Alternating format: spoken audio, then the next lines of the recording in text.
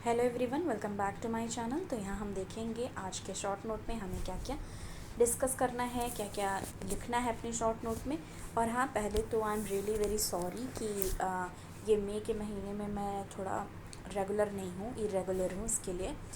पर जून से हमारा, वैसे मई में भी हमारा पड़ता रहेगा, ऐसा मत सोचो आप। बीच में अगर एक दो दिन का अगर कुछ होता रहा तो ठीक है, अदरवाइज़ मतलब प्रॉब्लम हो जाती है, इस वजह से ऐसा हो रहा है। और मई के महीने में ही थोड़ा सा ज़्यादा चीज़ें चल रही हैं। पर जून से मैं रेगुलर रहने वाली हूँ, तो उसके लिए कोई भी टेंशन नहीं है।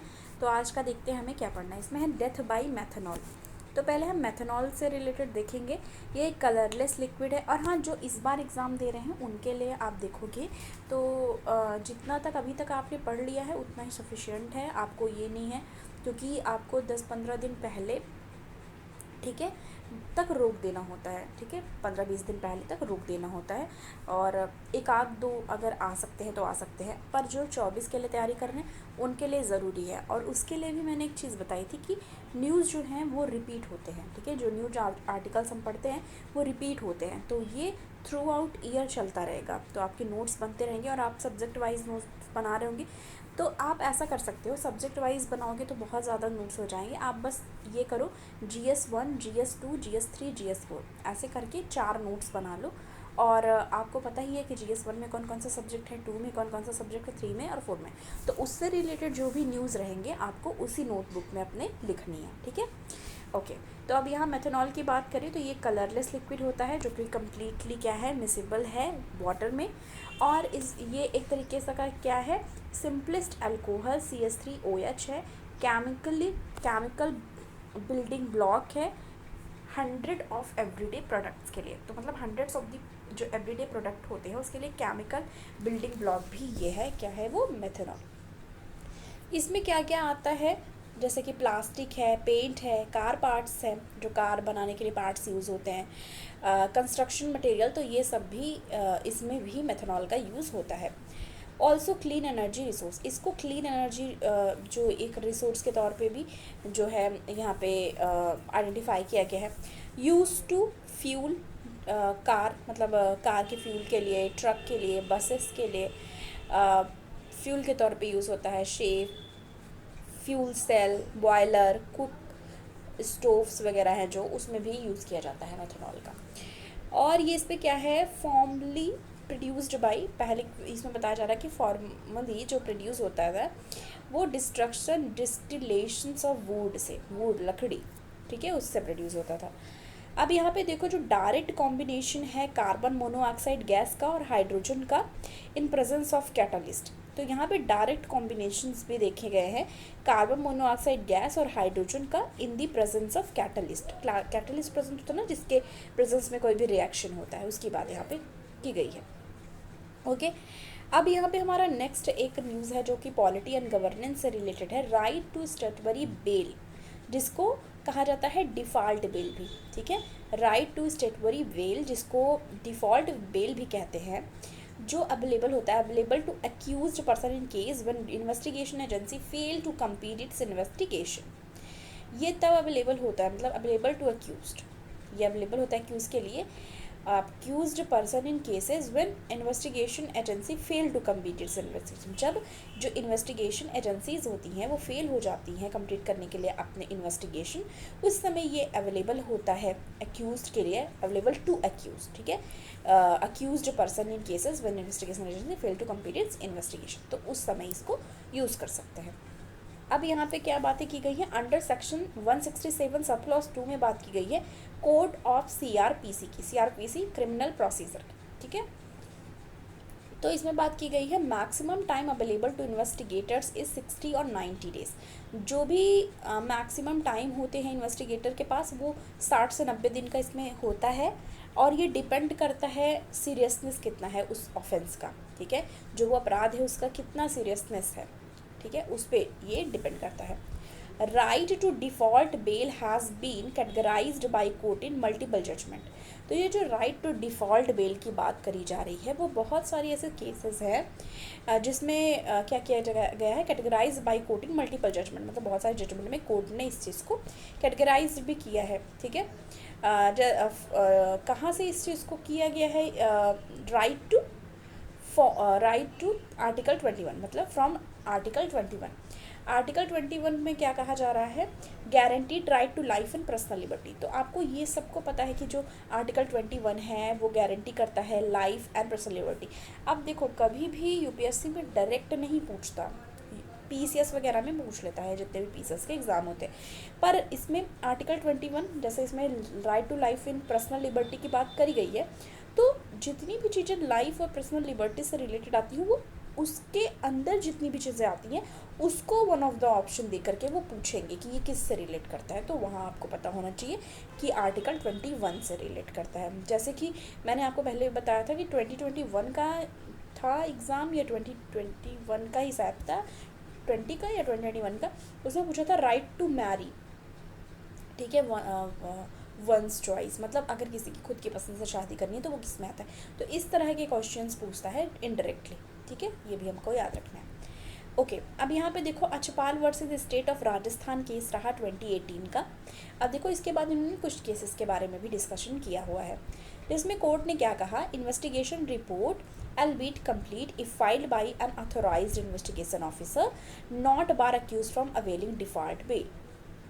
तो उस समय में ऐसा नहीं है कि अगर ये जो इन्वेस्टिगेशन रिपोर्ट है वो क्या होता है कि if file by unauthorised investigation officer, तो उस केसेस में क्या होता है, जो अक्यूज्ड है उसको मनाही नहीं है कि वो बेल ना ले पाए, default bell, from availing default bell, तो उसको वो सुविधा दी जाएगी।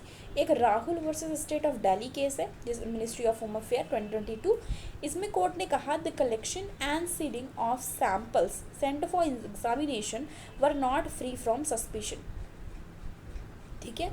तो ये भी जैसे कि कई बार चीज़ें जो डीएनए मैनिपुलेट हो सकता है, ये सब, तो उसके लिए भी इन्होंने बात यहाँ पे करी है Rahul versus state of Delhi case में, ठीक है। तो ये सारी चीज़ें यहाँ पे डिस्कस की गई हैं। अब नेक्स्ट हमारा इकोनॉमी से रिलेटेड है, gaps in AEPS transaction model.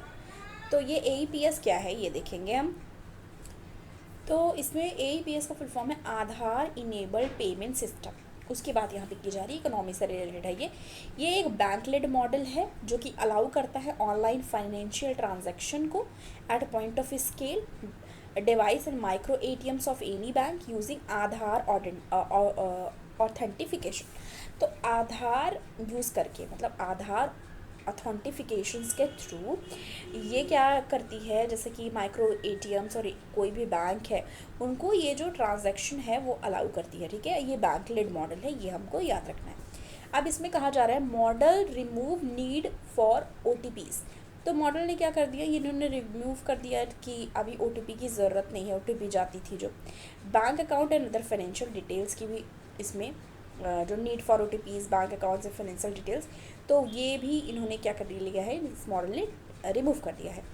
Allow fund transferring, मतलब इन्होंने अलाउ कर दिया है कि आपको फंड ट्रांसफ़र करना है तो आप यूज़ कर सकते हो ओनली बैंक नेम, आधार नंबर, फिंगरप्रिंट कैप्चर ड्यूरिंग आधार इनरोलमेंट।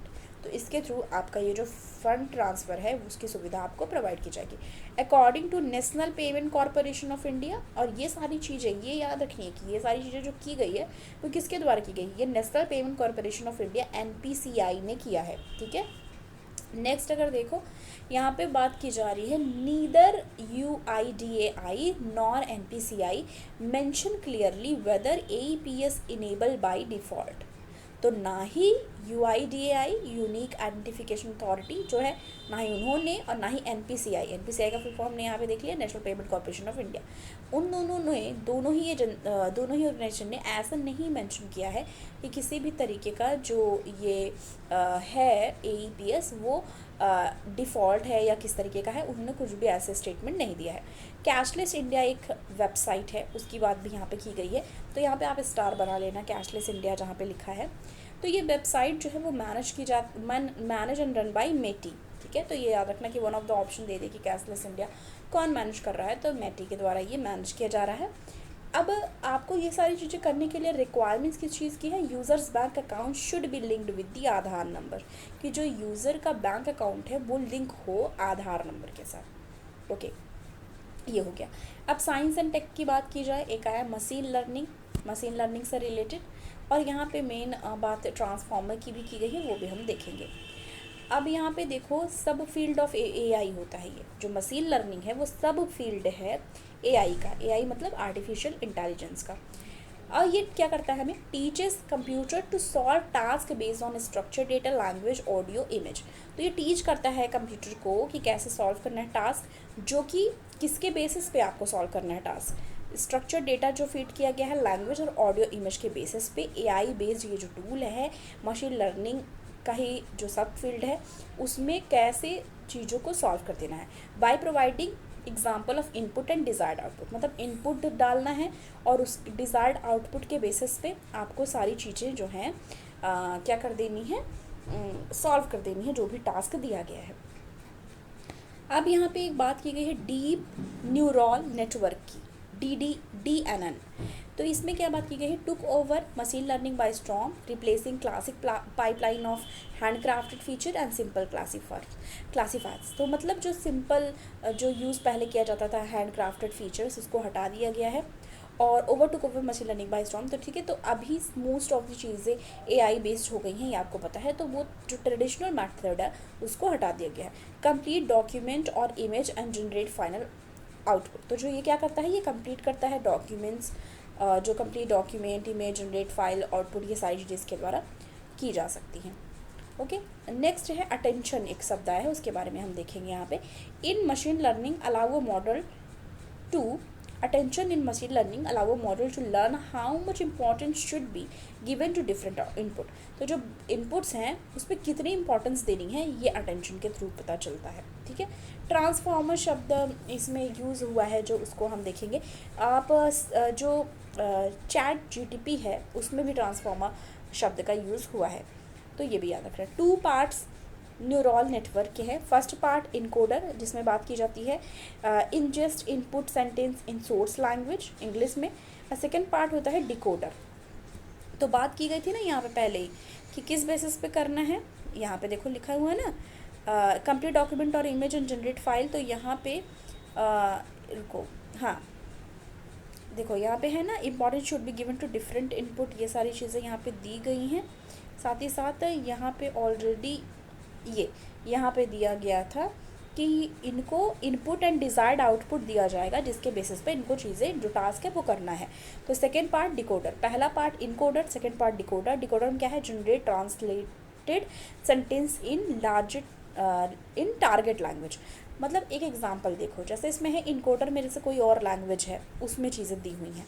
सेकेंड पार्ट डिकोडर जो होगा उस पार्ट को जिस लैंग्वेज में आपको चाहिए उसमें आपको कन्वर्ट करके देगा। तो यहाँ पे एग्जांपल के लिए बोला गया है, जैसे इनकोडर में इंग्लिश है तो डिकोडर क्या करेगा, वो चीज़ें ट्रांसलेट कर देगा आपके लिए जो टारगेट लैंग्वेज, जैसे कि आपने हिंदी चूज़ किया है कि आपको रिजल्ट्स हिंदी में चाहिए, वो वहाँ पे वो कर देगा।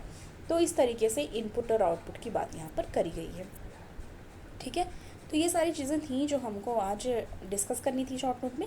मिलती हूँ आपको मैं नेक्स्ट वीडियो के साथ। Thanks for watching.